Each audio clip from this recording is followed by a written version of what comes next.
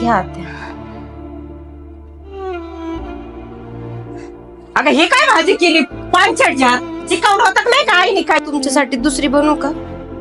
मला आडव बोली ती बुच्चा ही अशी वटणीची यायची नाही, हिला धडच शिकविली. मम्मी अरे मम्मी काय झालं? मला गावाकडे नेऊन सोडवा. अरे पण कमून काय झालं काय?